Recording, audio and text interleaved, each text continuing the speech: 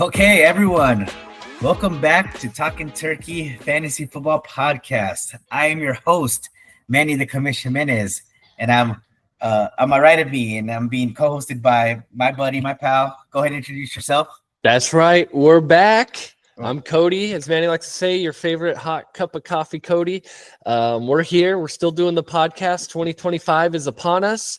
Football's starting soon. Everyone's drafted. We're ready to go. I'm excited for this. This is going to be a good year of fantasy football and a good year of podcasting. Oh, yeah. I mean, Labor Day weekend, that's always a blur. It's a blur. It's fun. I know we did your league draft on Friday. That's right. And then draft Saturday. And then Sunday we had our big league draft for the Turkey Bowl, which we're talking now. But how was your draft weekend overall?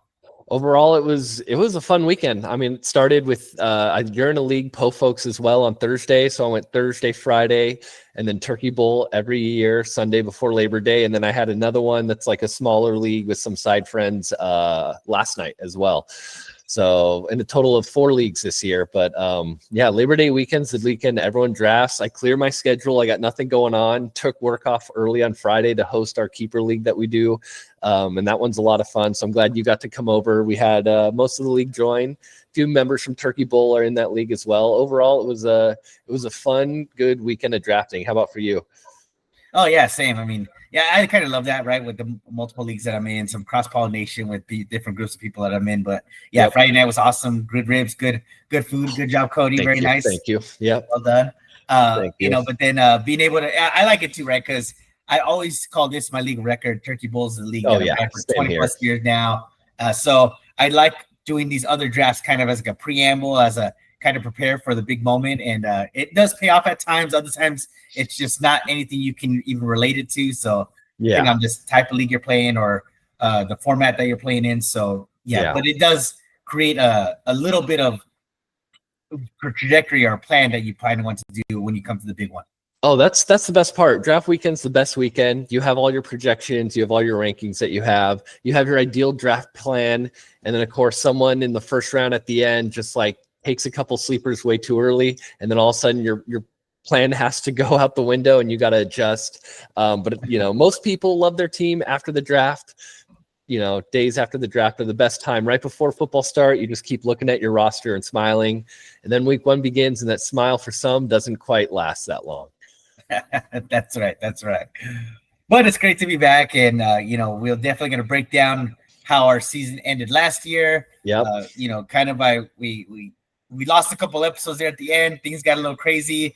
We do have some updates on why we're doing the 2-man weave now, right? So Cody and I will be holding down the podcast as a 2-man duo for this, right? We'll do Batman and Batman 1 A and B, and no Batman and Robin action. So we'll run it this way. But let's talk about how why we're doing this, right? So unfortunately, we did lose a member, and it happens every few years in Turkey Bowl. We'll lose 1 or 2 members in the league. The punishments are brutal. The financial commitment is brutal at times. Other things happen. People have more kids, whatever it may be. People have marital issues, and who knows? But we did lose Tim, our third member of the podcaster, and it was a bummer because Tim was really knowledgeable, understood the game. He was very, very in tune with what was going on, and even though he brought his own level of energy, right? Cody and I really brought the energy. Lower level of energy. Lower energy.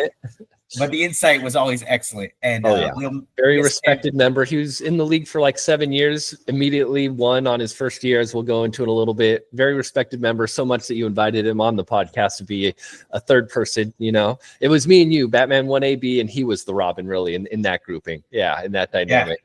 There have been a couple guys every few years that drop out, but you guys with Turkey Bowl have had a consistent core that's really stayed together and just kind of added pieces around the peripherals.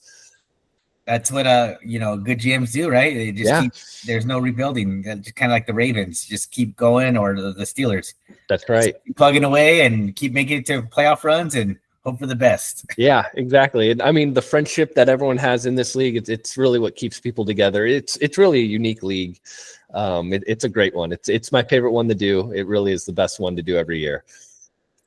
Glad to hear that. That makes me happy. Yeah, it's 20 plus years now. It's really, really cool. And the league constitution keeps growing, but it adds to the fun. Sometimes more rules is less fun, but not here. Not here. No. 3 pages is it. And each rule has a very specific agenda tied to it. And they're all voted on. So this has been exactly. So, but if you want to break down Tim's past record, and we'll say hearty congratulations to Tim and good luck, and we'll ferry be well to Tim. And so a little off-season recap for the Turkey Bowl. As Manny mentioned, we did lose other Tim. Got his name because when he joined, there was already a Tim inside the league who had since left after Ricky remembers Rule 16 year, when he and I when Manny had to create the neutral field rule to take 2 points away from him due to the home field advantage on ESPN. We ended up beating him by 1 point, so he dipped out. So then other Tim just became Tim, Mile High Tim. As we mentioned, he was in the league 2017, which is the same year I officially joined. I did have 1 year prior to that in 2014 where I won. You're welcome, Ricky. And he immediately won. 2017, he won, first time in. And then he got second place in 2018 to me, but then he came back and won in 2019. So really, if not for me, the Turkey Bowl trophy would be called something else thanks to him. In his first 3 years, he almost went back to back to back. But following that up, he did have to kiss the Dick. And I believe this was right before we had the Dick Trophy in 2020. So he did have one last place finish. But as you mentioned, overall, a strong competitor, super knowledgeable about football. Anytime I met him, he was always a super cool dude. He would drive out to be in person for our drafts, even when he didn't know too many people in the group. Really cool guy. And so just a quick moment of silence for other Tim. All right, there we go. And now we have Ruben joining. I kind of wanted to know who's Ruben. I don't really know much about him. I think all I've been told is he's a 49er fan. Looking at his team, you can't really tell. He did take the backup, Brian Robinson Jr., to McCaffrey. Other than that, I don't know much about him. You got a scouting report on this guy, Manny? Yeah, I mean, so there's always been a little controversy when it comes to our league, right? Ooh, we love that. There's always people who complain, and people have left the league because there's too many relatives or too many family members that are, so Romo's been on the edge of this a couple times. Romo's been on the cutting edge of trying to figure out all the dynamics. Yes, but it's no secret. Both my brothers are in the league. Carlos is like family to us, right? So I consider him another brother. My cousin Andrew is in the league. So, that basically 4 or 5 people right there. Ruben is actually Carlos's brother-in-law. So we've added another layer, another dynamic. Yes. Okay. So Carlos married Ruben's another sister. Family tree-in-law. Another family tree-in-law. So that's kind of how it grows. It's interesting. When we lose someone in this league too, the really hard part is to get someone back, right? Yes. As you said, when people look at our little constitution and our rules, there's a lot to take in. It's a lot, people look at it, they digest it, they have a hard time comprehending why it would be so in depth and why these punishments are as they are. And just kind of the way it is. It's been built that way to build more fun into our league, right? To build more excitement, to make us play every week too. I've been part of fantasy leagues where people stop playing halfway through because they just don't care and there's nothing to play for. Exactly. And at least we've kind of built safeguards or guardrails in place so where even if you suck, you need to play to the end, because if you do it's going to really, really hurt you. You play to win the game. That's right. But as far as Ruben goes, big Niners fan. He's one of those infamous Dodger fans. I know, Cody, you're the same. Let's go. Typical Dodgers fan. But he, as far as his football acumen, I wouldn't say he's a top tier knowledge in that respect. I mean, we've had some discussions before, but we'll really see what level he's at. And we'll really get to see in the first few weeks here how adjustments he makes on the waiver wire. I don't think he's ever played in a fab budget league before either. So this will be a lot of new elements for him. So as anyone who joins the league right away, They come in thinking like they know what they're gonna do, how they're gonna tear things up. And you and Tim were definitely the exceptions. You guys came in and did well, but most people that come in do very poorly. Kind of like maybe your cousin who a couple years ago joined, was talking a lot of trash, saying he was probably going to win in his first year and has yet to make the playoffs. That's exactly right. Yep. Edgar was on that list too. When Edgar first joined, he was. There we go. He was taking some lumps early on. Yep. So it is an adjustment into this league. It is not easy. That's right. So we'll see what Ruben brings, and we'll go from there. Well, welcome in, Ruben. I believe you play me week 1, so I will be sure to welcome you to the league very kindly. I promise. Another off-season kind of recap because we did stop the podcast partway through last year. We got to give him his due. Ricky is your champion. As you mentioned, your brother, one of my best friends. Yeah, I know. Let him have it. But he won. His name's on the trophy. There's nothing we can do about it now. So he did draft from the 12th spot, which I think was one of other Tim's favorite spots to draft too. This year, Hobby actually drafted from the 12th spot. So we'll see if that is kind of a trend that keeps continuing, because when people lose and they get to choose their spot in the draft order, they focus towards the front. But there's I don't know, if we go back and check the facts, 12th spot might not be a terrible spot to draft. He had a core of Kyron Williams, Justin Jefferson, and then his late rookie pick, McConkey, really held it together for him. And here's an example where Ricky was a QB streamer. Ironically, he drafted Joe Burrow, cut him after 1 week. I went ahead and noted it, cut him after 1 week. He blames other Tim on the podcast for telling him to cut Joe Burrow, so he did. Ironically, other Tim picked him up immediately. So I don't know what was going on there. But then after that, Ricky rebounded because he just streamed. He had Tua, he had Goff a couple weeks. He went to Sam Darnold for a little 3-week stretch, got rid of him, picked up Bo Nix. And then for the rest of the season was just starting Goff and Nix back and forth, depending on the matchups. And it really worked out for him. And, there was a trade he made. That's right. Apparently Edgar sent him Bijan. So he traded Bijan for Neighbors, and that carried him through the playoffs and helped him beat Hobby in the finals. So that's why I have a little thing here. Should Edgar's name be listed on the trophy too? You know, it was a little 50-50. I don't think Ricky could have done it without Edgar. So maybe we should just add a little asterisk on another one of Ricky's titles and have Edgar's name be listed as well. What do you think, Manny? I mean, it's not a bad idea at all. I think Edgar deserves wholeheartedly congratulations for Ricky's championship, because I remember the preamble leading up to that. I had made offers. Angel had made offers. I don't know who did not make an offer to Edgar. For Bijan, right? And pretty significant offers. I had heard a couple. They were not no mama's trades at all. I mean, I know Angel had offered him a really nice package for Bijan. Wow. And he didn't take it. And instead, he decided to ship him off for a rookie wide receiver who was banged up. And had Daniel Jones, throwing to him. Crazy. Yeah. And maybe a smaller asterisk, Ricky did try and turn around. I did hear that he tried trading Bijan for CMC before he was sold fully back. And the CMC owner, who will go unnamed, so Andrew, you're lucky, but he declined the trade, decided to stick it out with CMC.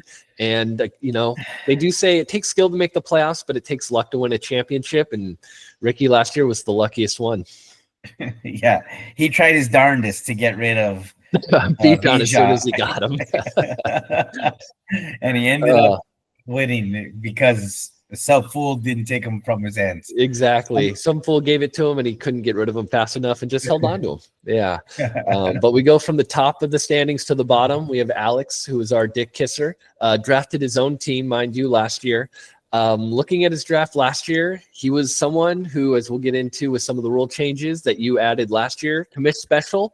No one picked him. Should we, looking at his team, actually have seen it coming? Should someone have chosen him last year based on his draft? Going through it, Pacheco in his first round. Now, no one saw the leg break coming, so that's excusable. But he did take Kyle Pitts in the 5th round. That's probably a red flag right there. And then after Pacheco goes down, he had Zach Moss and Austin Eckler as his next best running back. So that right there could have been a red flag as well. Not sure compared to the other teams if we would have seen it coming, but I thought one person might have picked him as commish special and no one did. What do you think, Manny? So I was just surprised by the whole commish special event, because I threw it out there as, hey, this is an opportunity for one of you to win $100. Yeah. And you told no one about this beforehand. We were all surprised by it. We thought it was a joke. Everyone was shocked. It was like, no, I'm really doing this. I'm gonna have $100 bill ready to go for you. All you guys need is pick the loser, right? Yeah. The loser, Genius, and the genius. That's right. And when I see multiple names get selected under one person, I'm like, you guys understand you're leaving some opportunity for blank spaces here for blank managers. I was like, what is going on here? Yeah. I thought there would be dispersion across it, so there would be at least somebody would win, right? And no splitting of the $100 pot. Yeah, exactly. But that wasn't the case. Actually, my name got selected twice. By me. I was one of them. You and Carlos, yeah. That's right. And there was another interview. I think maybe it was Andrew had two names as well. Yeah, and we had a little pettiness going on. I think Ricky looked at Tim's team, didn't like it, picked Tim, and Tim said, "Oh yeah, I'm picking Ricky." So it definitely played out the way I wanted to. I just thought somebody would spread it out and guarantee at least all the spots had a name. But that's what didn't happen. And so I ended up not having to pay it out, which was incredible. I didn't have to pay it out because and we'll get into that. So we have a little rule update, kind of skipping ahead a little bit here. It's now called the Lindsay Special, right? After your wife and mother of your child. And so now there's a little twist to the rule after last year. You, once again, if someone picks whoever gets last place, we'll be giving them $100. However, if, like last year, someone who is not picked ends up getting last place, everyone else in the league has to give you $10. So that could be $110 coming back your way.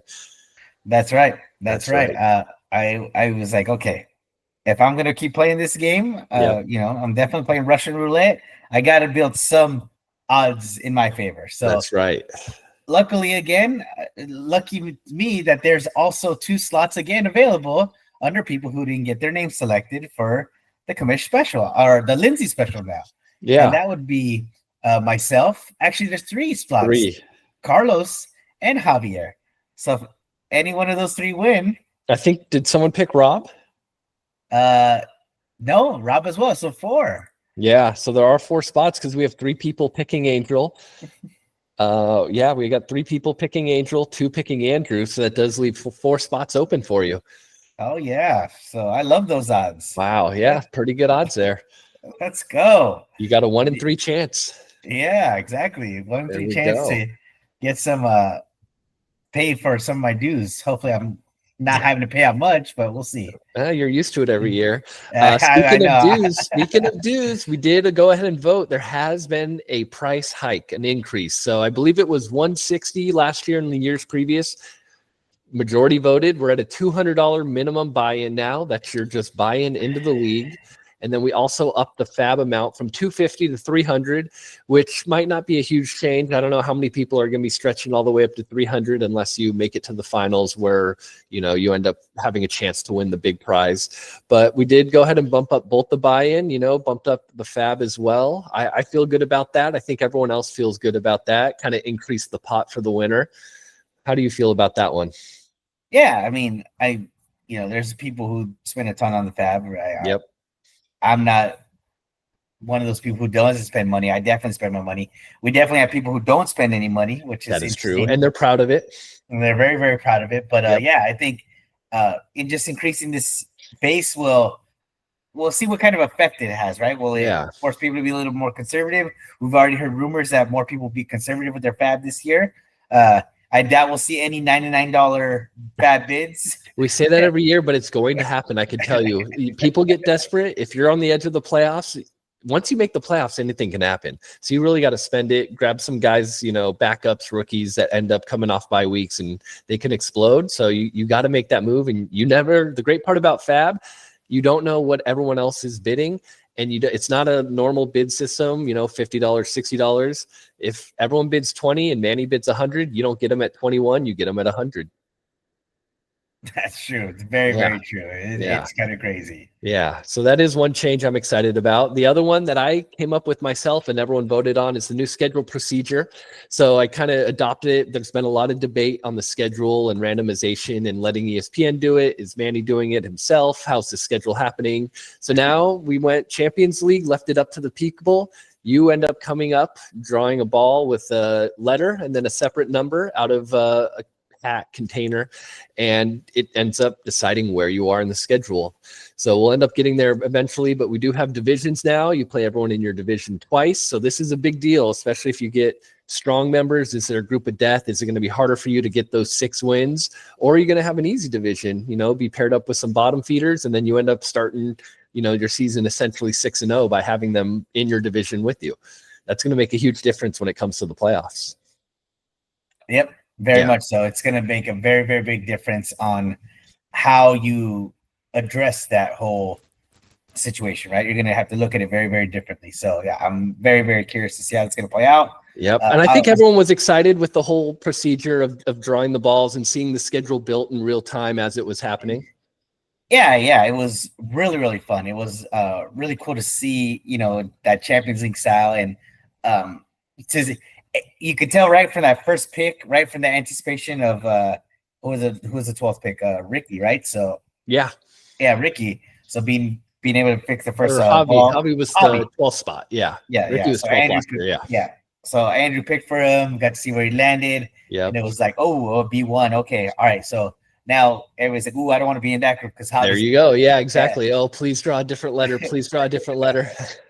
Yeah. So it was really, really fun, way to set up the schedule. I'm tired of being blamed for randomizing the schedule. I let ESPN do it, but we're going to go about it this way every year. Now you have no one to blame but yourself. That's right. 100%. You pick the egg, you pick the location, and you're going for it. So there we go. Yeah. And then the final new rule update we had, which was actually started by our champion last year, ironically, is the new board bitch rule. Whoever gets 11th place, they're in the loser bowl, but don't quite lose the whole thing and have to kiss the dick. They do have to be the board bitch for next year's draft. So they have to put all the names up on the board while at the same time trying to manage their draft, see who's coming up. So we did have as Angel, who had beaten Alec in the loser bowl last year, have to be the board bitch this year. How do you think that affected his draft, Manny? Every year I tell myself, I pride myself that this league is so good. We don't have anyone auto draft. We don't have anyone who, we have good teams all around. They're really dispersed really, really well. Well, we've had back-to-back seasons now by the same person, might I add, who was auto-drafted a selection. Yeah. And that would be Angel Rodriguez. Yep. Congratulations. Let's have a round of applause for Angel for be the only person to auto-draft back-to-back years. Yeah, I believe last year he wanted Walker but got Puka instead. Is that correct? That is correct. It was the second round. Yep. And then who was it this year? This year he ended up with Jacoby Myers. Okay. A Raider. So he must have been in his queue. He must have just kind of been eyeballing him and had him in his queue when that popped in. So it was that 10th round, right? So that 9th round turn coming back.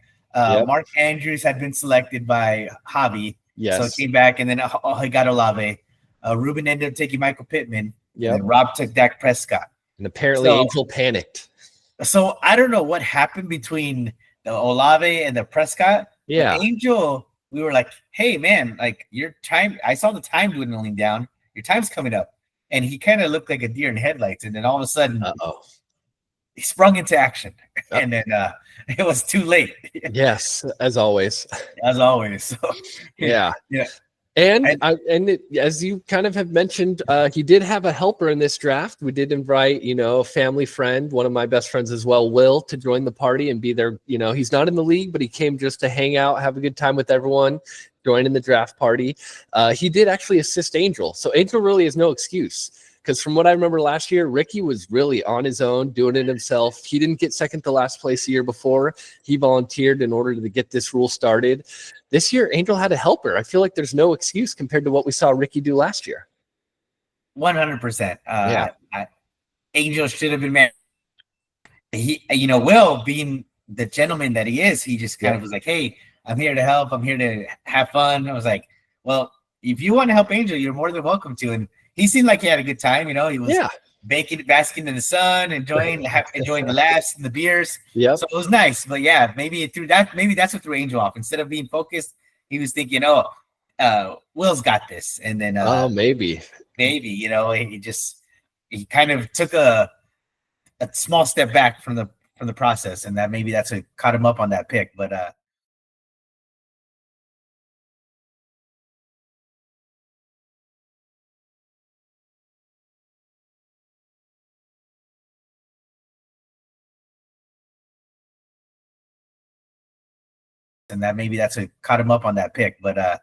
that pick was a little surprising for sure. Yeah, especially with the news. Yeah, that came out today. It must be traded. So and it makes it look said no. But I mean, that's got to feel good, right? If you're like, hey, I want out of here, like send me to someone else, and they're like, no, we think you're too good. We got to keep you. Like, no, all right. And I guess it's like a backhanded compliment. Yeah. So those are a little off-season Turkey Bowl recap there. Draft day is great. It was good, but great recap. And as long as we get into that recap, we can definitely, I would say, let's start in our schedule selection, right? Because I think that's a good place to start before we get to the actual draft. Yeah, which happens post-draft. So everyone's already drafted, and now it's time to create the division to go to the schedule selection. Yeah, and I think the way this was set up was so unique because we had talked about this. You had given me a kind of preview, and I was like, okay, yeah, I could see this working. And once the names started getting selected, it really everyone was kind of honed in, ready to go, locked in into the moment. You could feel some of the tension as people were coming up to select, looking at the board, what's available, a couple spots here, only one spot there, where I'm going to end up. Yeah, so with the three divisions, the Allen division, the Barkley division, the Chase division, looking at the three divisions, what division do you think is, if we had a group of death, is the group of death? There's not one that completely stands out. Looking at it, going into it, I thought for sure there would be one group where it was just a bunch of bottom feeders together, and another group where we had some perennial top 4 to 6 people in it. It doesn't stand out, but I will say Group Barkley, Group B, actually looks like it's kind of an underrated group of death. You have Javi there, who's perennially, top 4 guy. Rob will have some good years, some bad years, good years. Looking at his draft, he might be back up into a good year. Alex, whenever he drafts for himself, has a bad year, but this year he had his brother drafting for him, so he's going to have a better season. And then Edgar, quietly had a pretty good draft, good quarterback, some good solid running backs. I think in week 1 he's projected to have the highest score in the whole league, at least in the first week. So I'm going to say Group B, Barkley, is going to be kind of our group of death for this season. I would agree. Okay. When I look at the other two groups, selfishly speaking, I'm very happy with our group. As am I. We'll talk about that in a minute. But the Chase group with Romo, Carlos, Ricky, and Angel, as we all know, now that we've gone through the process, and we'll talk about Angel's team, a 0 RB strategy was taken into effect again in this league, which was shocking. Yep. I believe for Angel, it was 7 rounds before he took his first running back. Yeah. So, wow. He saw what Rob did last year and said, you did it wrong. I can do it better. Less running backs.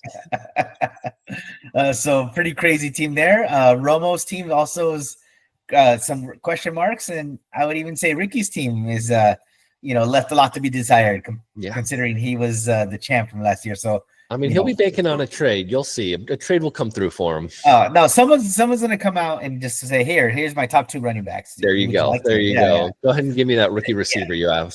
Yeah. He's the Make-A-Wish Kid Foundation in our league. Oh, there you go.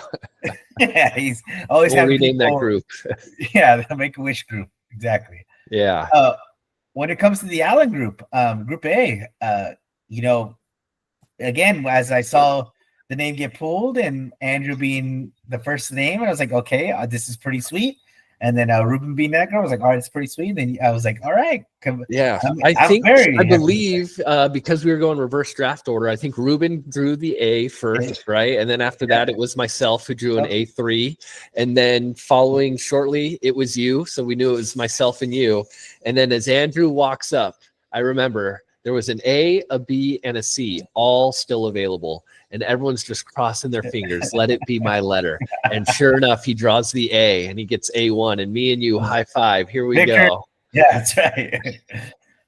Who doesn't love playing Andrew twice a year? Right? Exactly. And you get him in week 1. I know. I'm elated. Yes, now, him projected 91, is ESPN lunacy, but Yep. We'll take it for what it is. But yeah, Exactly. Overall, I'm happy with our group. I think you and I will be fine. And we avoided the group of death. We avoided Group Barkley. That's going to be a tough one. There's going to be a lot of people kind of splitting 1-1 matchups in there instead of a couple 2-0 stompings, I think, on the season. So we'll be paying close attention to these divisions as they kind of go through. We'll give updates through the season and see at the end of the year, actually, which division had the best record.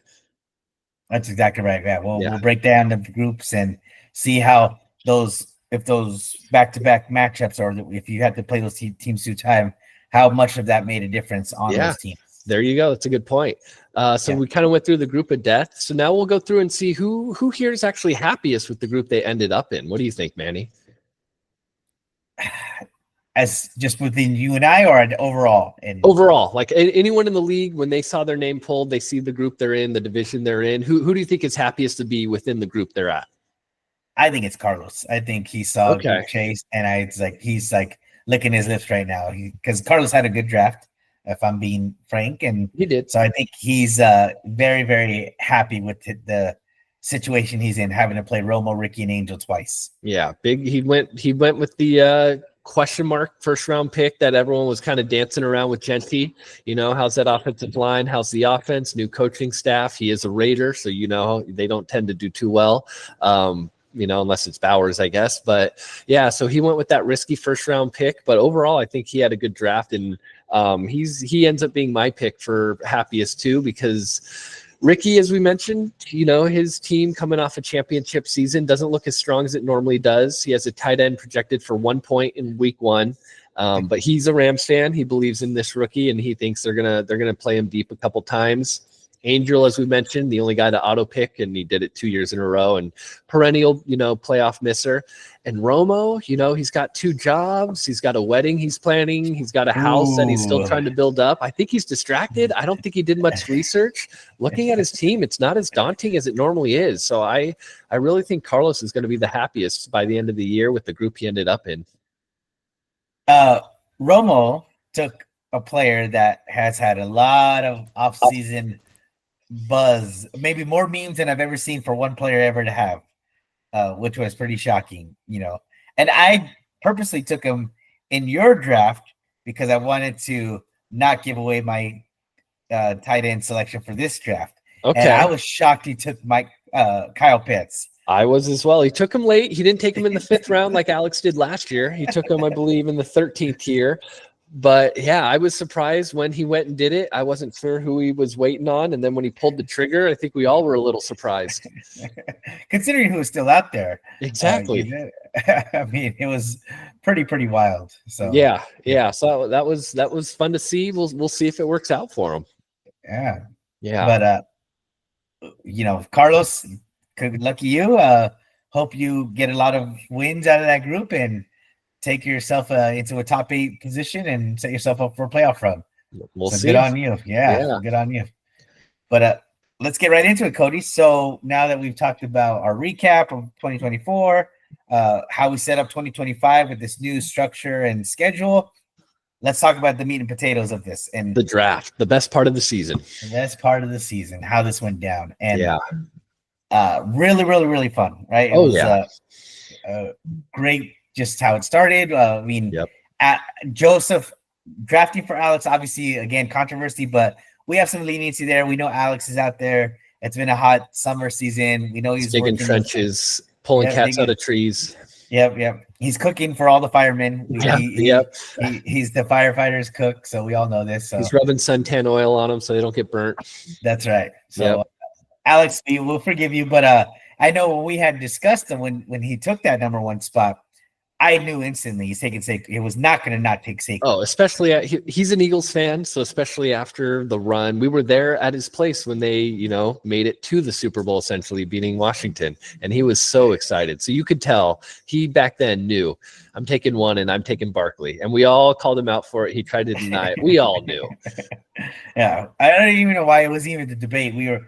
Romo and I were discussing it Friday at your house, and he's like, I don't know. I'm like, no, this guy's taking Barkley. There's the only reason you take number 1 is to take Barkley. Especially if you're an Eagles fan, especially after last year, it would be you would be insane not to. Yeah, Yeah. I was actually shocked he didn't do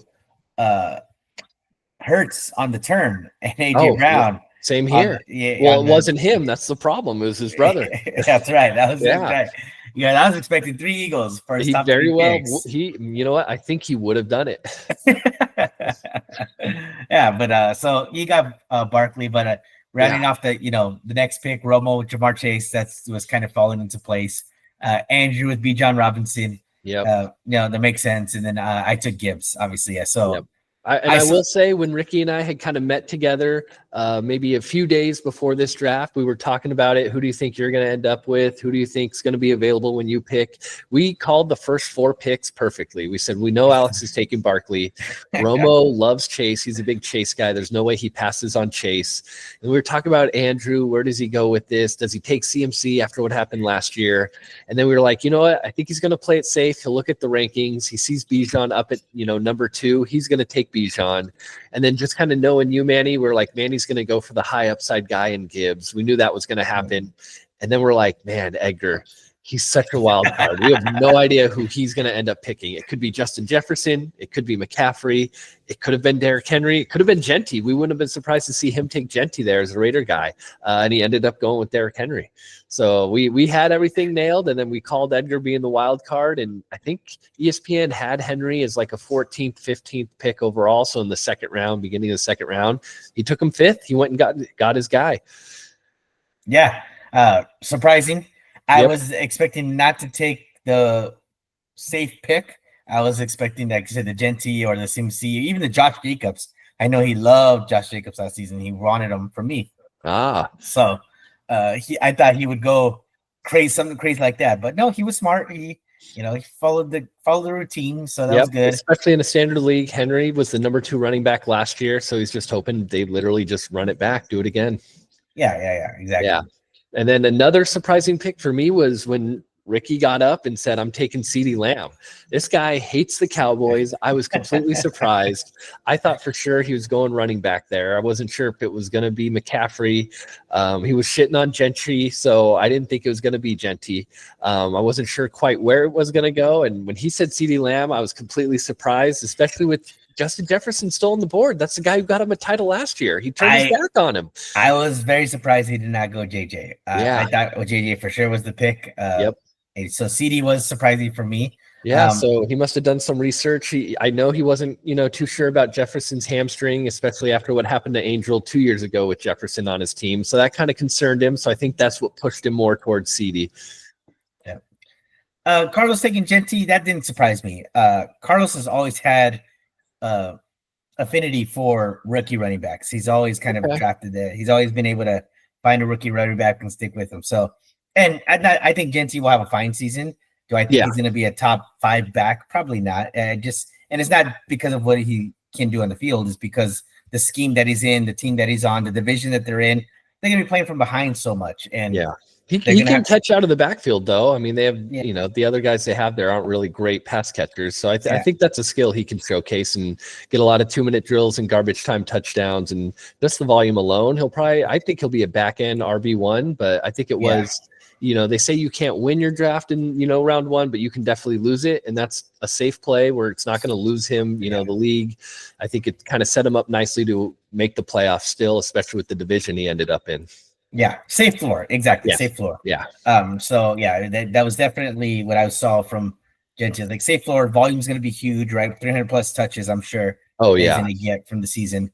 But again, I just hope they don't shut him down. Like if they're already out of the division, because the division's tough too, right? KC's defense still good, Chargers defense still good, Denver's defense is excellent. So I mean, it's a snobber locker in that division. So tough division. Yeah. I hope they just don't beat them up too early. That's all I hope. Yeah. I was definitely, I'll be honest, I was surprised by your pick. I was surprised. Really? Yeah, I was.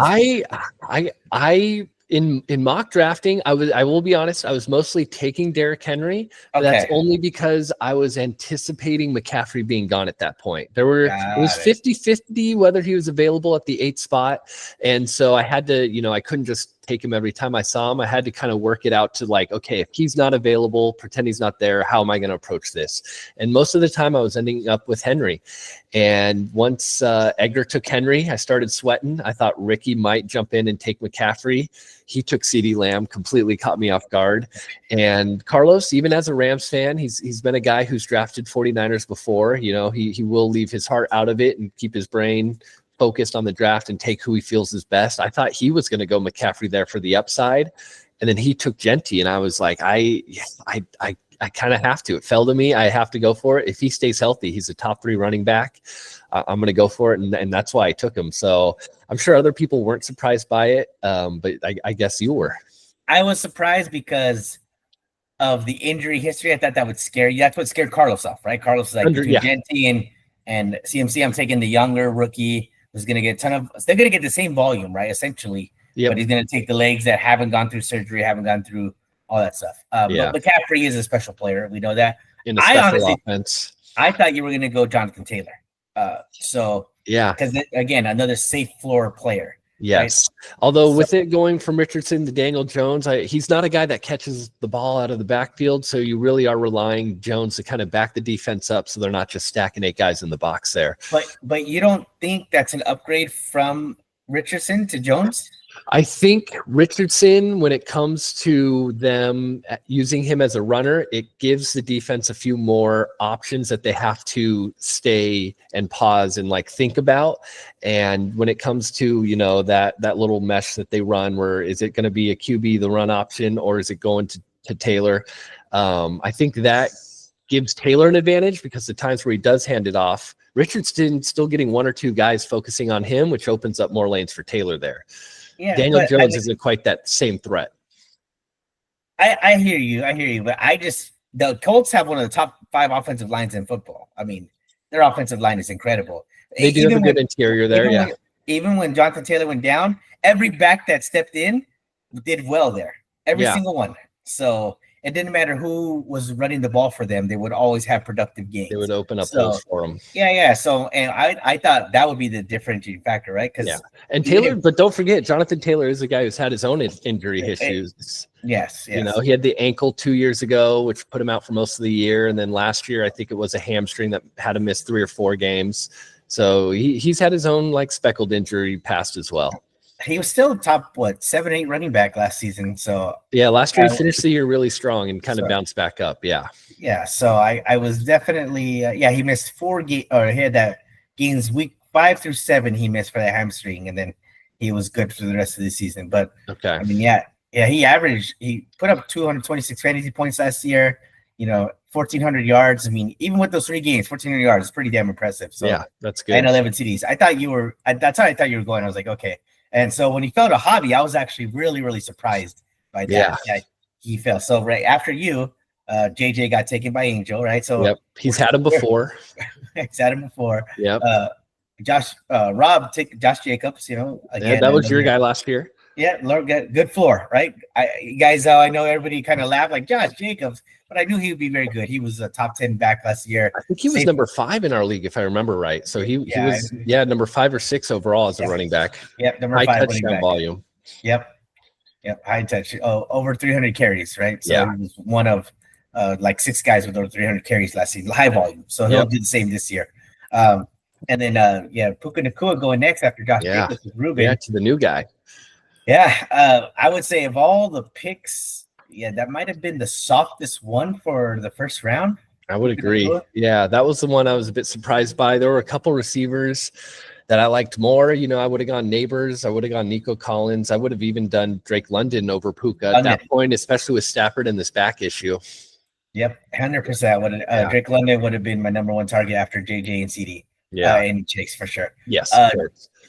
Jonathan Taylor, though, so I kind of maybe cringe when I saw him fall all the way to 12. I was like, oh man, I know how he got away with one there. So I thought, I was hoping like, maybe he'll take Bucky Irving or Chase Brown. No, he made the great choice. He went with Taylor. So smart pick. Very, very smart pick. Yeah. Yeah, so overall, the first round, kind of went kind of as you would expect with a couple surprises here. And yeah, like you mentioned, the only soft pick I would point to is Puka. But overall, it was a fun, interesting draft. Do you have, looking at the draft as a whole, like a best pick at the spot they went? Ooh, great question. So we talking best value pick or? Yes, I would say best value pick.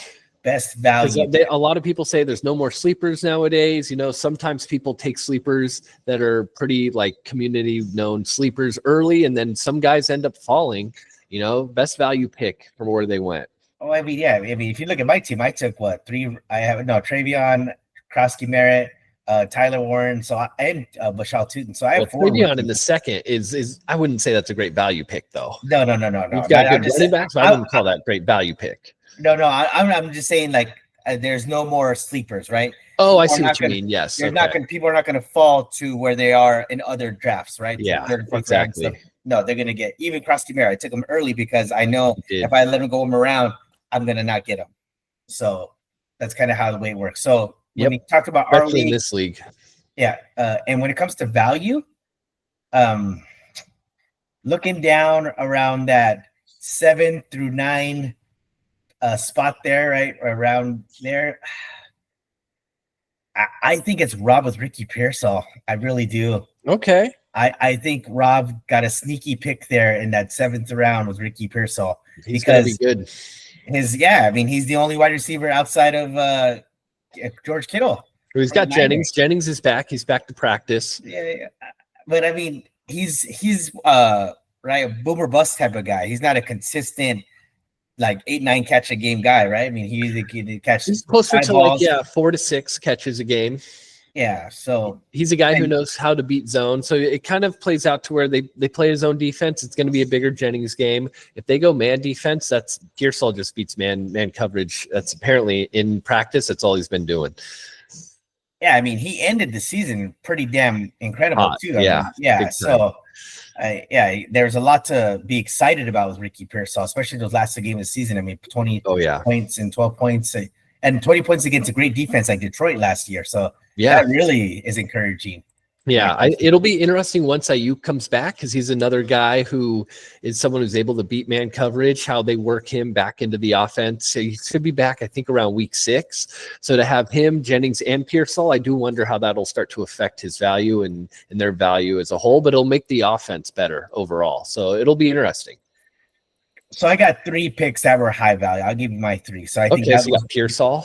I got Ricky Pearsall. I do think Travis Hunter at that also 7 spot for Ruben was a good pick there. I think he's going to be a lot better than people are anticipating. I hope if they at least play him 80% offense, 20% defense. Yep. Yeah, that'll be good. And then the last one I think who really, got away with a sneaky pick was Ricky with Deebo Samuel Jr. in the 8th round. So or 9th round. Yeah. I think Deebo's going to have a really good bounce back season. Yep. I had him last year. Not that I dislike the guy. I mean, he just had a down year last year because of the weird situation, but he had pneumonia partway through the year and lost some weight and just never fully recovered. Mookie Betts kind of went through something similar, lost a bunch of weight when he was sick and had a slow start to the year. Yeah. So Terry McLaurin's going to demand double coverage. So Deebo's going to get a lot of 1v1 looks on the outside, and he's going to get a lot of those underneath screens where that's a high powered offense that he's a part of now. So, and in training camp, they've already been using him in the backfield, which is something he did in for the 49ers. Yeah, so Ricky might have gotten away with that's one of his better picks. Okay, there we go. Throwing a little shout out to your brother and the champ there. For myself, I kind of was looking through it. I did like the Pearsall and Hunter picks down there. The Ibuka, went in the same round right there. Those were 3 sleepers that were very popular. I kind of looked up a little bit to see if anyone fell farther than they should. And one that I did point out was AJ Brown.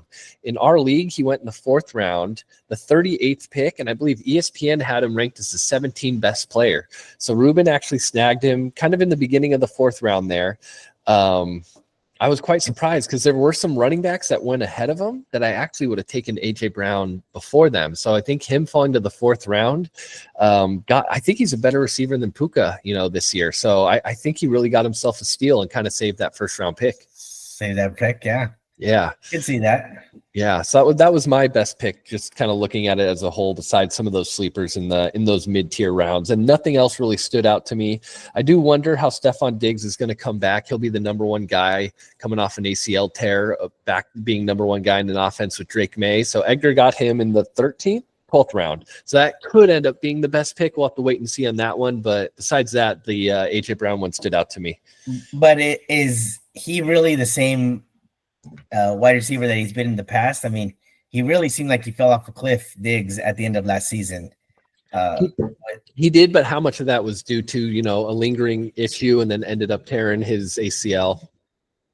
Yeah, I don't know. I just think there was a lot of teams that passed up on him for a reason, right? Yeah. So I mean, but getting him, in the 3rd to last round here in the 12th, that's a guy that you're going to end up cutting, or you expect to cut by week 3. So if he's a number 2 receiver, I think that's a win right there.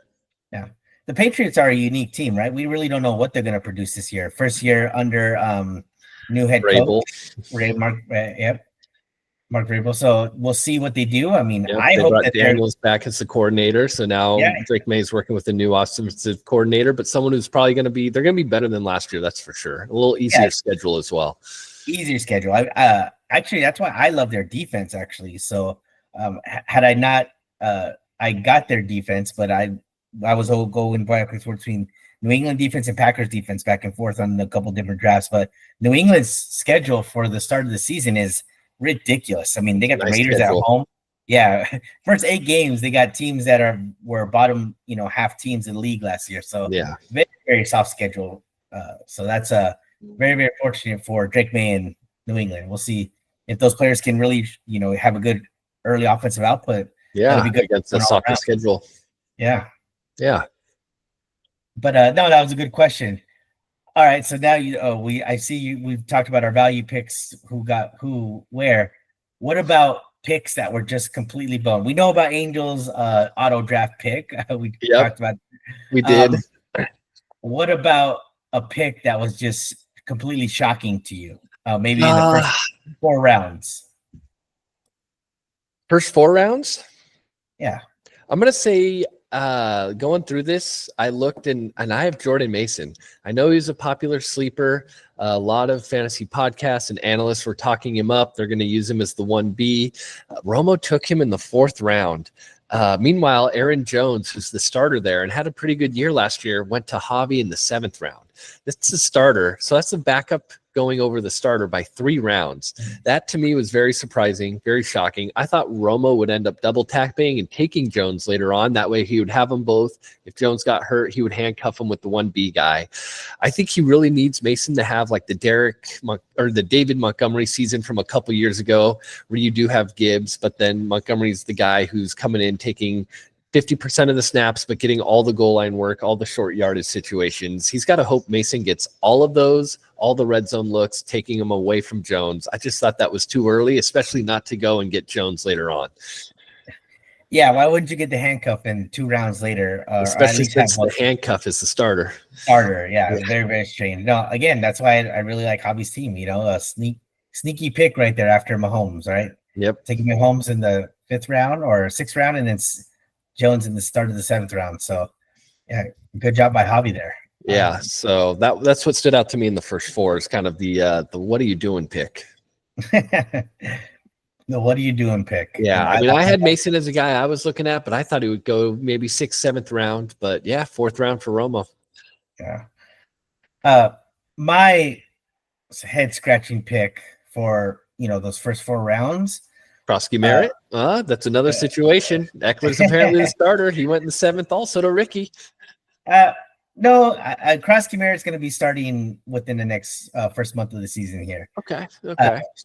Alvin Kamara. I was surprised that he took so early. I mean, we have seen the Saints kind of dropping out. I mean, a terrible season last year. I know Alvin Kamara's he's running out of steam essentially, right? And then you feel like, is he really going to be able to produce that way? Yeah, they have that rookie Kendall coming back, so I'm like, I just don't see the production that Kamara, and he's already dealing with an injury as well. Through early training camp, so it's like, what's going on here? Yeah, and it's going to be an offense overall that's bad. They're going to be playing from behind. Kamara is a guy you can dump off to. He does get a lot of catches. He's going to have to rely on that. The O-line's still pretty good, but yeah, as a third-round pick, that was one that was fairly surprising to me as well. And then I saw it was Andrew that made it, and I was like, this all makes sense. Yeah, so yeah, I'm glad I'll be seeing Kamara week 1. That's fine. There you go. I'm sure you are. It doesn't scare me one bit. Yeah. Don't like seeing Bijan, but that's all right. Yeah. Yeah, but that was this pick. I was like, I think you reached a little there, right? Especially with Kenneth Walker being selected after that. Yeah, Duba Hubbard, even Pollard right there. Pollard, yeah, especially with Spears hurt, he's going to get all that work. Yeah, I mean, so yeah, very, very surprising. I mean, yeah, even Austin Eckler, if you're like you saying he's the number 1, that's in a high-powered offense. You want to take the elite running back in a high-powered offense always. That's right. Yeah, same with even James Conner, super consistent, super stable. I don't feel like Kamara has that much of a higher upside at this point than James Conner, and I feel like Conner's got a higher floor. That's another option that went almost a full round after. Yep. Yeah, very much. Yeah, Edgar got his guy, right? We always talk about that. Did. Right? He loves him some Terminator. He loves him some James Conner. That's right. But yeah, overall, we did label the drafts after we kind of did a little game where we said who got the luckiest draft, who was the worst draft, and consensus, across the board showed Alex as the luckiest draft, and reason being he didn't draft his own team, someone else did. So of course, when you don't draft your own team, it's an easy game. That's right. You already have a scapegoat. Like if you end up losing, it's like, hey, look, it wasn't me. I'll do everything I have to. I'll accept the punishments, but it's really not me that drafted that team. So I really don't deserve these punishments. Yeah. And we did have an award for the worst draft, right? Which we all kind of voted on there. And I think we all agreed that, we discussed it before that the 0 RB strategy in our league doesn't work. We're not a PPR league. We're a standard format. That's standard correct. Scoring. As it should be. Running backs are very, very prime premium. If you don't have elite running backs, at least one, you're typically not going to make it to the playoffs. And so Angel, by of the wide margin, got worst draft. Yeah. As we said, he didn't take a running back for his first 6 picks, not till the 7th pick in a standard league. In a standard league, and his RB1 is Tyrone Tracy Jr. of That's the New correct. York Giants. And by the way, we start 2 receivers. You can start a flex. He took a fourth receiver before he could even take his first running back. Yes, that's right. That's right. Yeah, he took Roma Doomsday. Yeah, that's right. He did take like his fantasy season is going to be Roma Doomsday. You know what I'm saying? Oh, nice. Yeah. Well done. Collins and Jefferson. Okay, they're going to carry him. That's great. Jaden Daniels too. Yeah, but if you don't have production at the running back position, it's going to be rough. It's going to be a long year. And to take a 5th wide receiver, as you said, we start 2 wide receivers. Take 5 wide receivers is a wild. Well, in that one, technically, apparently he didn't do it. It was auto-drafted. He was auto-drafted a 5th receiver. Yeah. And then he's got 2 rookie running backs on the later last 4 slots there. Ollie Gordon II. That actually might be his best running back pick. It could be, but that's also saying something if that's your best running back pick. Yeah. And then Jadon Blue, right? Who's playing on Thursday night. We don't know what he's going to bring, but that's definitely very, very interesting strategy that Angel went in there. Now, we asked him about it. We didn't know if he really was going in with that strategy or things just kind of fell into place. Yeah. He was a little tipsy. 10%ers catch up to you. Do you have any on what he was thinking there? I think initially he was just looking at, hey, look at this value. ESPN has Justin Jefferson as the number 4 player here. I'm getting him here at number 9. And then coming back, Nico Collins is a guy who I was actually looking at and felt like Angel kind of stiped me and had to make me adjust and end up taking Kyron. I really thought Nico was going to fall to me there in the 2nd round. And then coming back, he wanted a strong QB and then wanted a strong tight end. So we got those positions secured. And then I'm guessing at the 5th and 6th round, he didn't really see a running back he liked. When you compare Calvin Ridley to Cam Scatabo, who went after him, Tracy, J.K. Dobbins. It seems like Ridley's just a better pick than them, even though it's not what his team needed. And then same thing again when he took Odunze. There weren't really great running backs available at that point. Odunze just seemed like the better value. He was following the value.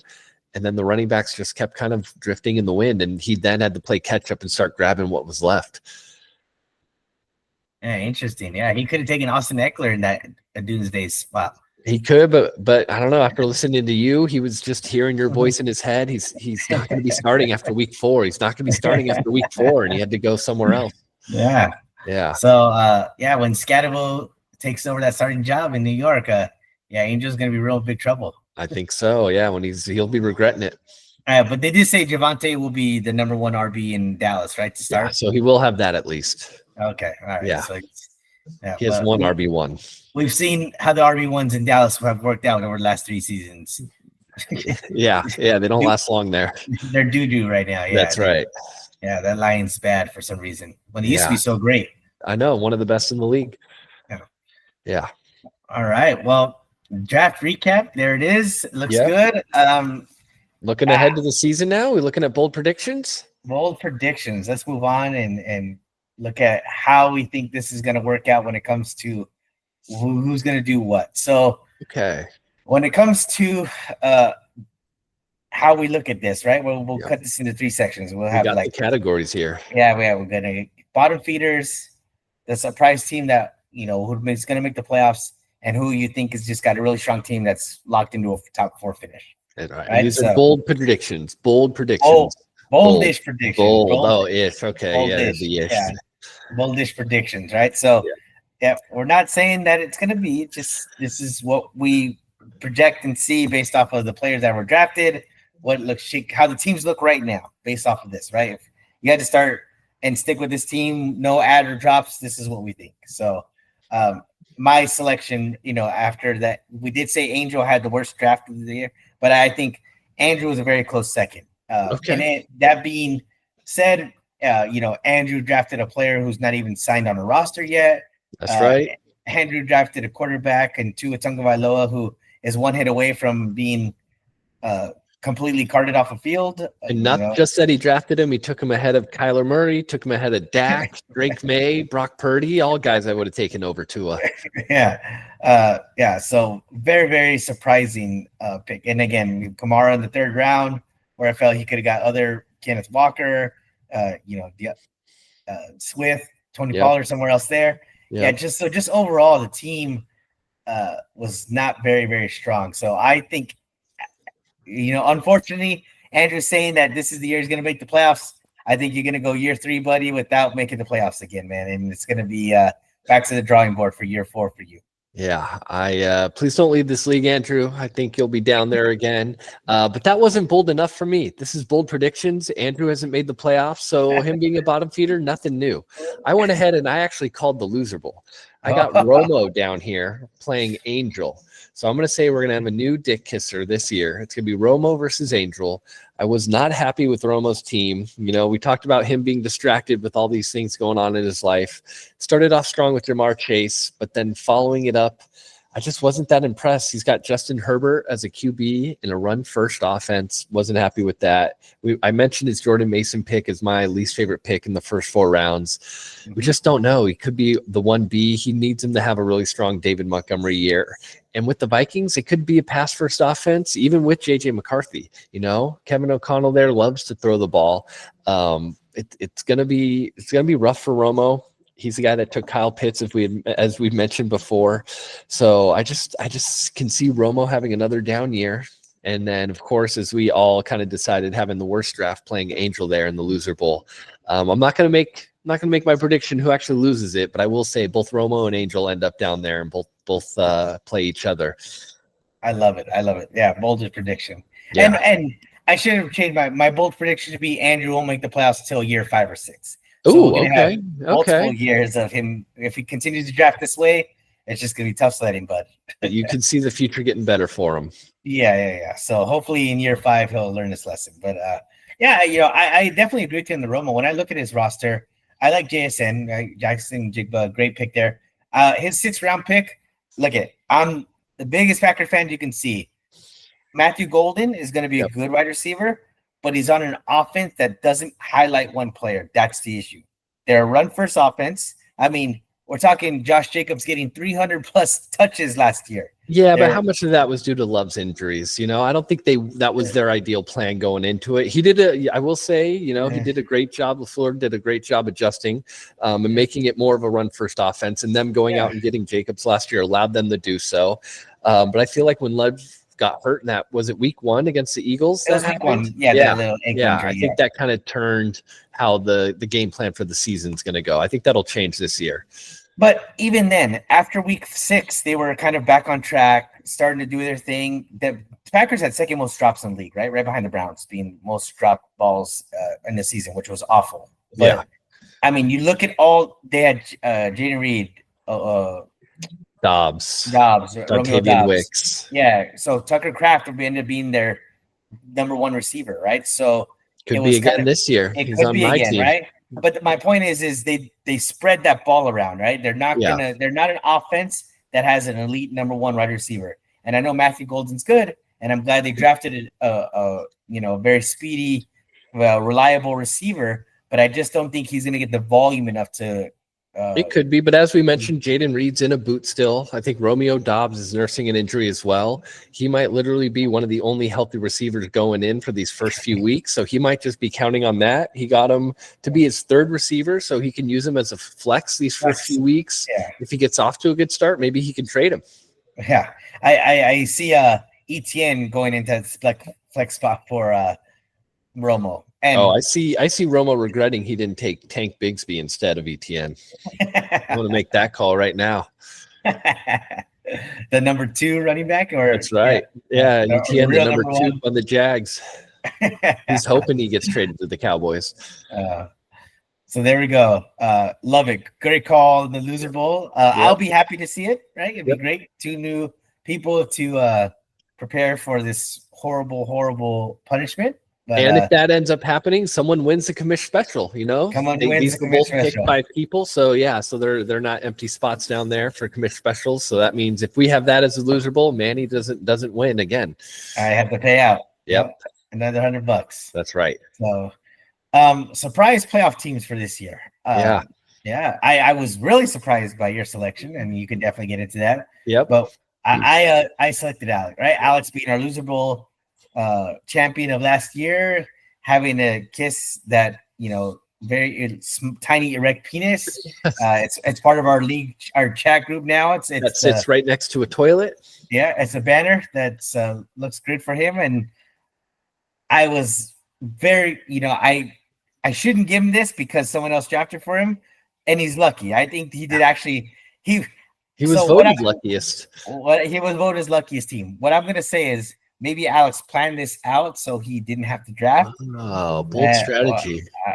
So that's part of my surprise playoff. My boldest prediction is Alex didn't want the pressure of doing it himself. Said, I only want you to draft Saquon. After that, you manage my team, Joseph. Not a bad man. I can see that.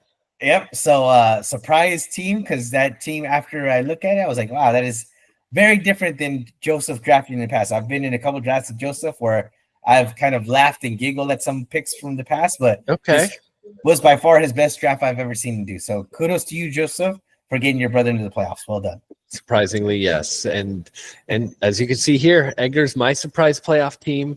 I surprised myself as I kind of went back through the draft and was looking at it. I in order to kind of make the playoffs, you just got to be top 8. We got 12 teams in the league. You just got to be top 8. So you do need to have a decent amount of floor, and that can still get you into the playoffs. And then from there, as we've mentioned, we've had 8 seeds win the playoffs a few times before. Looking at the team, Edgar with Derrick Henry and Josh Allen, I think that gives him a super high floor. He was able to grab Mike Evans in the 5th round. Even if he has a slightly down year, he's good for 1,000 yards. Baker looks for him in the red zone, no matter who's coaching. So he's good for 7 to 10 touchdowns on top of that. I think he built the team that has a high floor. Kenneth Walker has, injuries that happened to him. I think he's hurt his toe most recently a few weeks ago, but he has Connor to kind of slide into that slot and back him up. He did go for a high upside pick with Joe Mixon, who's currently hurt. There's rumors he might miss the whole season, but if he comes back in week 8, and maybe Kenneth Walker stays healthy until then, that could be a pick that balances out. Not a ton of depth at the running back position, but I think he has a high enough floor to sneak in and be a 6 or 7 seed. No, yeah, I definitely agree. I think his running back room is outside of Mixon. I mean, Mixon's had gone at least 5 weeks, right? That's what's been reported. Oh yeah, now. Yeah. But it's very top heavy. Yeah, very top heavy. But if Henry stays healthy, and if Kenneth Walker stays healthy, Kenneth Walker could be a top 5 back in the league. So easily. Yeah, you did you have him last year? He was very good when he played. Yes. When he's in, or maybe it was 2 years ago. I think Carlos had him last year. Yeah, Carlos had him last year. Yeah, Carlos didn't take him this year because he's got mad at him. But the injury thing, you were right. He does not like the injury thing. But 2 years ago I had Walker, and I was a guy I could ride all the way through. He's awesome. Yeah. So, so I think I could see a high floor with him, but if he does have 2 injuries that hit his running backs, I don't think he can really survive that. So it will be very dependent on who his RB2 is, because I can see Henry. I mean, that he's not human. He's an alien. I could see him making it through the whole year. Josh Allen's good to score 30 to 40 points for you as a QB and just rescue a whole week for you, get you a win when it looks like you're getting a loss. So it'll come to the health of Kenneth Walker and James Conner, and I think he'll be able to cobble something together to still make the playoffs and catch people off guard. And I think another sneaky pick that we haven't talked about for Edgar is his Jalen Waddle pick. Oh yeah, super late. Yeah, super late. I mean, you look at it, he definitely had 91 points last year in fantasy. He had 700 yards. He missed some time. But when Tua was in the game, he was awesome. He averages 7-8 catches a game, 100 yards. When Tua's not in the game, it's definitely a cliff drop. Whole offense cliff dives. Yeah. But if Tua stays healthy, Jalen Waddle's a sneaky good pick. Solid pick. And this might be the only league in the entire fantasy football universe where Jalen Waddle got picked after Tua did. Yeah. Tua went before Jalen Waddle in this league. Oh man, unbelievable! Yeah, I think Tua could have got selected with the last round, and I would agree. Oh man! All right, let's round off these bold predictions. Yeah, let's see. So we went from bottom feeders to mid-tier, kind of surprise playoff teams that'll catch us off guard. To all right, make a bold call. Who's going to be a top 4 finish that you might not totally expect? You have one here, Manny, that I was not expecting you to say. So why don't you lead it off with your top 4 finish? Yeah. So after reviewing the draft boards, looking at the teams and how they're stacked up, I don't think Rob is just going to get into the playoffs. I think Rob's going to be one of the top 3 teams to end the regular season. Wow. Super bold call. Very bold. Yeah. I think he's going to be one of the top 3 teams. He's going to have an excellent record. I think his team's going to average 95 plus points a game. I was like, just when I break this down again, health plays a key factor and stuff, but and how much of that is you being a Packer fan and him taking Josh Jacobs in the first round? No, I get it. Good floor, but I love Chase. I love Chase Brown. I think that's a stellar pick because of how Cincinnati's offense is high powered. They use Chase Brown to do everything essentially. The Tony Pollard pick again for his 3rd pick. Another safe floor dude. I mean, Tony Pollard was awesome last season. Again, I don't think he gets the credit for how good he was. He was on a championship team. Ricky had him, on his team. Yeah, and then you look at his next 4 picks at his wide receivers: Devontae Adams, Devontae Smith, George Pickens, Ricky Pearsall. Yeah. Devontae Adams, George Pickens, and Ricky Pearsall.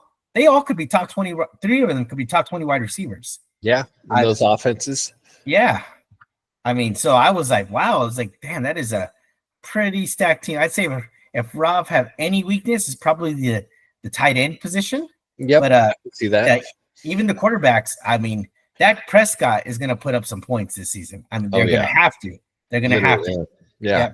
They're going to The have only to put thing that does stand out to me is similar to Edgar's team, not a ton of running back depth. So if Tony Pollard, he's had ankle injuries in the past, if he pulls something, or Chase Brown being a little slighter, something happens to him, he doesn't really have another running back he can bring up from his bench to supplement those running back spots. Yeah.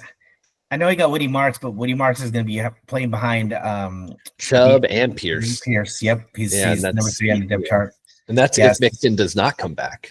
Yeah. So, no, that's a nightmare scenario if Jacobs goes down for Rob, because Josh Jacobs is the floor for safe floor for Rob to get in. Yeah. But if Jacobs stays healthy and he has, good production from the next 2 backs, all he's going to need is 2 out of those 4 wide receivers to hit. So and I like those odds. Yeah. And he's got 2 quarterbacks and 2 tight ends he can play with and look at the matchups that he feels good about. So he built the team pretty good. The only weak spot to me, like I mentioned, is running back depth, but he did kind of give that up in order to have 2 QBs and 2 tight ends because he did take them so late. So he does have some options to play with in his starting lineup. Yeah. If you were Rob, do you play Evan Ingram or do you play Ferguson? For week 1 or more times over the year? More times over the year. I think it'll end up. I mean, he also has Pickens, so I would have a hard time playing both Pickens and Ferguson because they could kind of eat into each other's value.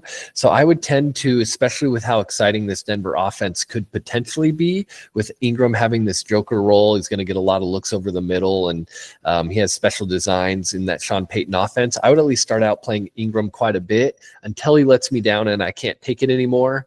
Then I drop him, and then if Ferguson's being consistent like he typically is, slot him in, keep that floor, and then you can have some other high upside picks around it. Gotcha. Yep. Yeah. No. How would you play that? Yeah, I think the same. I actually love Jake Ferguson. I think he's someone that's, again, since Dallas is going to have to play in very high scoring games, especially the division that they're in. They're not going to be able to sit on their laurels and run the ball. It's just not going to happen. Yeah, they have to throw. Yeah, Dak's going to throw 30 times a game. So for me, the volume play is Dak because I'm playing Dak, and then so I'm throwing as many stacks as I can out there. So I'm actually playing Pickens and Ferguson together just to capitalize on those games that are right when they play against Washington, when they play against Philly. Those are games that you're going to have to put up 30 points to win, right? They're going to be able to not do that. Yeah, and he's going to be sitting there watching, praying it does not go to CeeDee Lamb. Yeah, exactly. So, and in Brock's case, Brock, the 49ers are still the 49ers, right? They have games where they win games by 14-7, 17-14. They like tight, low-scoring games, and they have games where they blow up, right? So it's a little bit more. They have more ability to be in those tighter games and run the ball more effectively. Where in Dallas, who's their running back? We don't even know. So they're gonna leave Dak be the one to take over and do what they need really to do. Keep them in it. Yeah, I hear you there. So that's that. As you mentioned, bold pick surprised me when I saw it on here. For myself, I'm giving it to Carlos. We did mention him. He's got a pretty good division that he ended up with for the schedule. I'm not quite sure if he'll run it 6-0, but he will be at least 4-2, maybe 5-1 in his own division. So he's going to end up with a pretty high seed. I'm going to say he's going to have a top 4 seed going into the playoffs, which is going to give him favorable matchups, plus the home field advantage of 2 extra points. Looking at his team, I do like his team. I want to see what Genty is. That is a question mark, but it could be just the volume play alone. If he ends up getting a bunch of touchdowns, even if he's averaging 3.5 to 4 yards a carry, nothing spectacular, but just good enough, the volume's going to keep him alive there. Supplemented it with James Cook, DeAndre Swift, and then my favorite tight end, who could end up being tight end 1 again. He had him last year, George Kittle. Followed it up with some solid high upside receivers, Xavier Worthy, Raheem Shaheed. Igbuka's another question mark, but at Ohio State, he was just a volume monster. Baker's been raving about him. Every coach on the Bucs has been raving about him. So he's got a good, solid, high upside core of receivers there. And then he went with Bo Nix, which is really a steal in the 9th round. When you look at the gap between where the top QBs went and then where he went, that's really a good pick. He runs the ball a lot in that Sean Payton offense. I think Carlos really constructed his team well. He's in a good division. I can see him really having a high seed going into the playoffs, getting favorable matchups and winning twice, and now you're in the top 4. Yeah, I definitely see that. I mean, Bo Nix was a top 10 quarterback last year, so that's awesome. Yep, and he got him pretty late in the 9th round.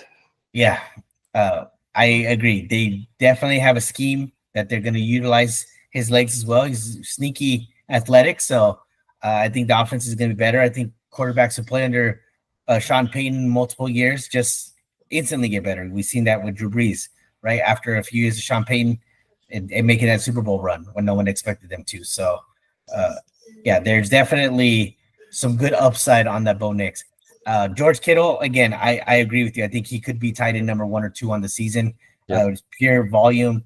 He's great at breaking tackles and getting yards after catch. So definitely I love that. That's probably for me, I like it as my favorite pick of Carlos. I'd say the only pick that I don't not like of his was the Najee Harris pick. And I know why he did it. Mm-hmm. The offense is a run first offense with the Chargers.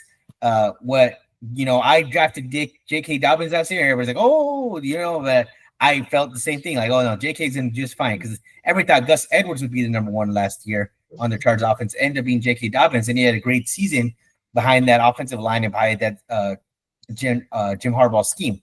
Right, it's great. Yeah, but J.K. still had juice. Right, he had those surgeries, but he still had juice in those legs. Najee, I just haven't seen the juice the last couple of years. He's more of a plodding running back. Why do you think they drafted Amari Hampton, right? Amari Hampton, like they want young, fresh legs that can break a ball to the outside, right? They're going to run zone sweeps. They're going to run zone reads. And some you need to have that can, bounce outside and get there because they're not running a fullback set.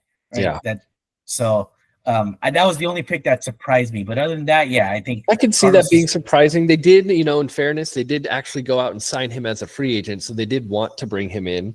So they clearly had some kind of plan for him before, the firework incident. Yeah.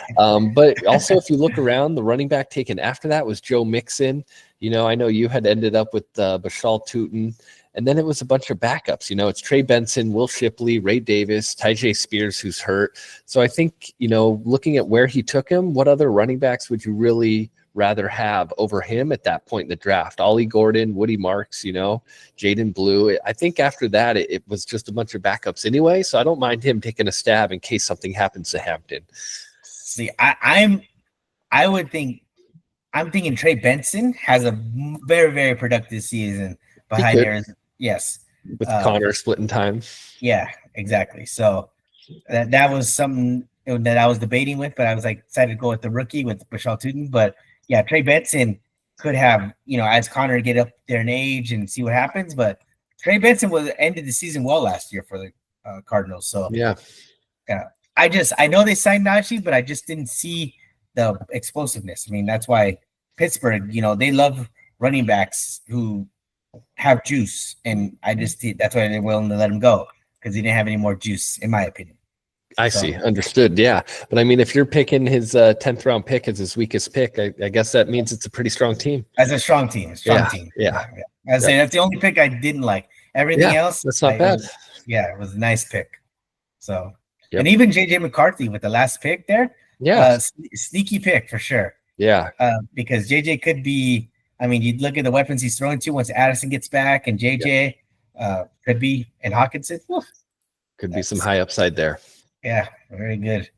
So let's close this out by, we were going to get into the weekly matchups, but I think we're running out of time here. Let's talk about the season open tomorrow, who we think there's a lot of players in play tomorrow.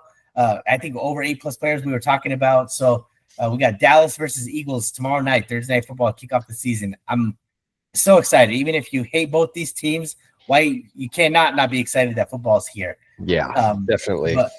But players that we talked about, right? Dak Prescott, CeeDee Lamb, George Pickens, AJ Brown, Saquon Barkley, Devonta Smith, Jalen Hurts. It's just crazy the amount of players that are going to have impact on the first night of football for fantasy teams all across the board. So, what are you looking for out of some of these teams, and what do you expect for tomorrow's game? And do you think Saquon's going to pick up right where he left off? I think Saquon's going to pick up right where he left off. He started last season off with a banger in Brazil against the Packers. Sorry, Manny, but he rushed for like over 150 yards in that game. With the depleted Dallas defense right now, I can see Saquon going off. I can see Hurts going off. Man, that Dallas offense is going to have to throw. And I think even though the Eagles defense is playing against a good offense, it could be a sneaky pick, with the amount of sacks they could end up on Dak having to throw so often. And he's good for at least 2 picks in this game. I could see the Eagles defense being a really good pickup, and I could see Saquon going off. I would anyone you have that's an Eagle, start your Eagles, start all of them. They're going to be good in this game. Yeah, exactly. So we're talking Goddard, Devontae, AJ Brown. Yep. Jalen if it gets out of hand, you might even start Shipley. He might get a fourth quarter touchdown. You never know. If they're up by 21, 28 in the fourth quarter, they're going to pull their starters. Up by 28 in the fourth quarter. Wow. You're giving Dallas no respect there. No, come on. No, not at all. Not at all. We've seen this team too much in the past. I can see the Eagles stomping them. I definitely see the Eagles winning the game. I think Dallas is going to get some garbage time TD, right? I think they will be trailing by 2 or 3 touchdowns going into the third quarter, even to the fourth quarter. But Dallas, if you got George Pickens, if you got CD, even in Cavante Turpin, if you have a Jake Ferguson, I can definitely see some action, right? So if you're Rob, you starting Purdy or you starting Prescott? I'm personally gonna start Purdy. He's got a little bit of a softer matchup in Seattle this weekend, so I still think that the Shanahan coming out usually has special stuff designed for the first game. They came out last year against a strong Steelers defense and smashed them in game 1 and looked really good. So I think Shanahan, with all the time off, is going to have great things drawn up for his offense. 49ers had a down year, but they still were a top 10 offense that a lot of people forget last year. So I think in this game, in this matchup, when it comes to Dak against the Eagles or Purdy against Seattle, I'm taking Purdy here. You don't like Seattle's defense, huh? I like it. I just don't think it's as strong as Philly's defense. They have a great D-line. I think they're going to be after Dak all day, especially if you go up 14, 17 points. They're going to have to throw. When you're a D-lineman, not having to worry about the run, you could just pin your ears back and just try and meet the quarterback at the spot back there. Makes it a little bit easier to kind of get those sacks, boost your stats, and get paid at the end of the year. No, that's good call. Good call. But if you look at the stats across the board for the 2 defenses last year, Seahawks had 13 interceptions, Eagles had 13 interceptions. So 41 sacks for the Eagles, 45 sacks for the Seahawks. Safeties both had 1. Or no, Seahawks had 1, Eagles had 0. So block kicks, 3 block kicks for the Seahawks, 1 for the Eagles, right? So the across the board, they were almost even. Where the Eagles have a glaring difference was the fumble recovery, right? 5 recoveries for Seahawks, 13 for the Eagles. That's huge. That's where it was huge, right? But the Seahawks had 5 defense touchdowns as total defense. The Eagles only had 1. Really? And they did have 1 in the Super Bowl. Super Bowl, yeah. So but the defenses were almost neck and neck. That's why. So I think the Seahawks defense is right there with it. So but I do see in this matchup, when you compare the matchup, I could really see the Eagles, really taking it to Dallas, especially because these teams know each other so well. And that's not saying San Francisco and Seattle doesn't, but it is a fairly new coaching staff in Seattle and defensive minded first. The guy came from the Ravens as the DC over there. So I think they are getting better. But when it comes to looking at these 2 matchups, the Eagles defense, especially against a team that is going to have to throw, really does scare me more. Oh, yeah. I very much agree. I just was saying how surprisingly those 2 defenses were almost in line for those stats. So those stats last year. Yeah, the Seahawks surprisingly especially on the sacks. That was really surprising for me. Yeah. So very, very interesting. I same thing. Eagles defense, I think all year long is going to be an excellent defense to play. Especially in these division games, they have a little bit more juice that they play with, it seems like. So with 13 fumble recoveries, when you see a number like that from a year ago, that's almost 1 fumble recovery game. That's huge because that's almost a play that can turn into a touchdown, right? So Oh yeah, that's massive. Yep. That's massive. So So whoever you got on the Eagles, as Cody said, fire them up. Yep. Don't be afraid. If you're going to take a flyer on Dallas, expect some garbage time touchdown action. That's probably what you're going to get. Yep. I can see it. I can see, and I do wonder if the Eagles are going to shade a lot of their coverage over to CD, and Pickens might have a huge day, tomorrow. Oh, I mean, CD usually burns the Eagles. Them coming off a Super Bowl title, I could see them really wanting to shut him down. He's a guy that normally you can have two people on him, and he still breaks free. It'll be interesting to watch those matchups and see how it plays out. But I can see Pickens outscoring CD at least in this first week. Yeah, that's a good call. It's a good call. I haven't looked at the line yet for the Eagles versus Cowboys. It's okay. So 8.5.